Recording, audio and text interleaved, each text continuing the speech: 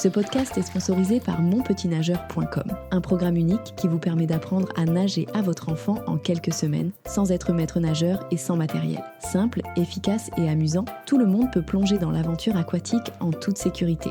Alors rendez-vous sur monpetitnageur.com. Maintenant, place aux aventures de Lily et Loulou.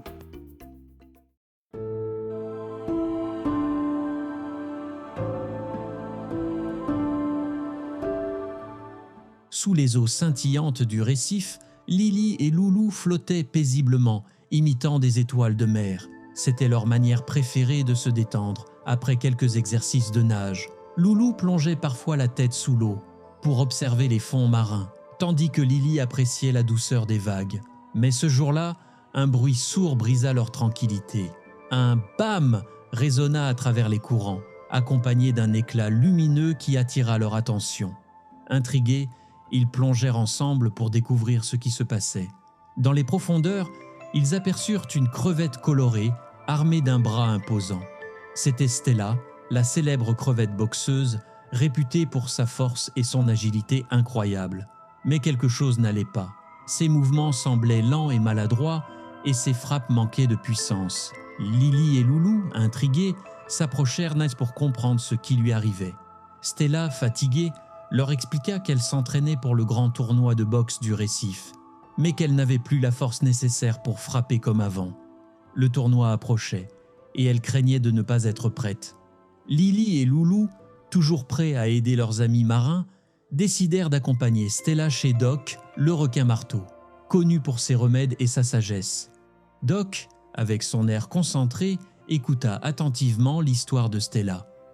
Après un rapide examen, il conclut qu'elle souffrait d'épuisement dû à un entraînement excessif et à un manque de nutriments essentiels. Il proposa de préparer une potion spéciale pour lui redonner de l'énergie, mais pour cela, il faudrait réunir des ingrédients rares du récif. Lily et Loulou acceptèrent immédiatement de partir en quête des ingrédients. Doc leur donna une liste, du varech doré, une algue lumineuse qui pousse dans les zones profondes, des bulles de perles produites par des coquillages rares et un cristal marin chargé d'énergie. Avec courage et détermination, les deux amis partirent à l'aventure, laissant Stella se reposer. Leur première destination était une grotte sombre et silencieuse où poussait le varech doré.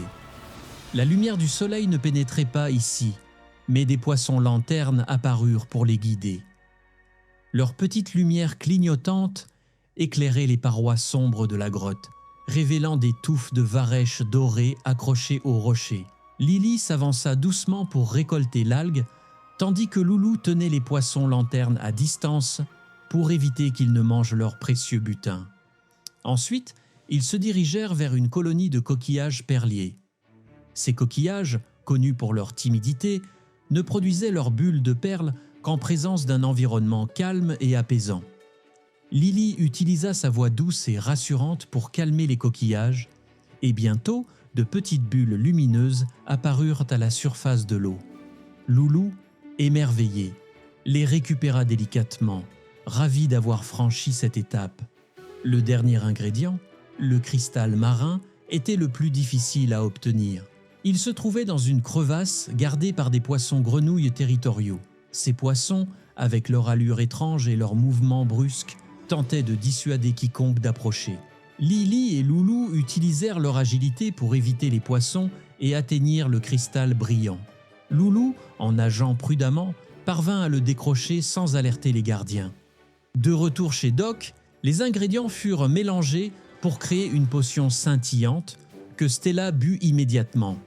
La potion commença à agir, mais Doc savait qu'elle aurait besoin d'un entraînement intensif pour retrouver pleinement sa forme. Il fit alors appel à son ami Max, le requin bulldog, célèbre pour ses méthodes d'entraînement rigoureuses. Max arriva rapidement, prêt à relever le défi. Avec son attitude à la fois féroce et motivante, il organisa des séances d'entraînement pour Stella. Elle s'exerça à frapper des rochers, à esquiver des obstacles et à se déplacer rapidement dans l'eau. Lily et Loulou assistaient à ces entraînements, impressionnés par la détermination de Stella et la discipline imposée par Max. Chaque jour, Stella retrouvait un peu plus de force et de confiance en elle. Ses frappes devenaient plus rapides, plus précises, et son énergie revenait.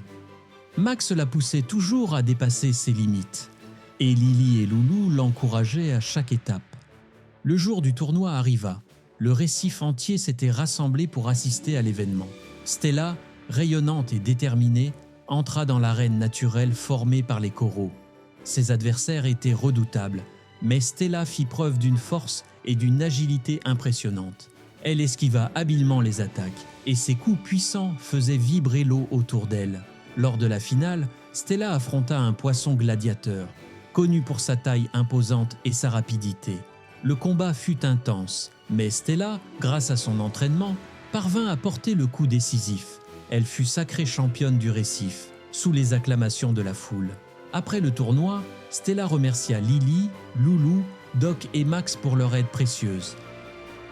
Elle leur expliqua que sans eux, elle n'aurait jamais pu se relever et retrouver sa force. Lily et Loulou, fiers de leur amie, repartirent heureux en portant avec eux une belle leçon sur la persévérance et l'entraide. C'est ainsi que Lily, Loulou et Stella vécurent une aventure inoubliable, mêlant courage, amitié et découverte des merveilles du récif. Une nouvelle page s'ajoutait à leur carnet d'histoire, prête à inspirer les petits auditeurs à croire en eux et à toujours tendre la main à ceux qui en ont besoin.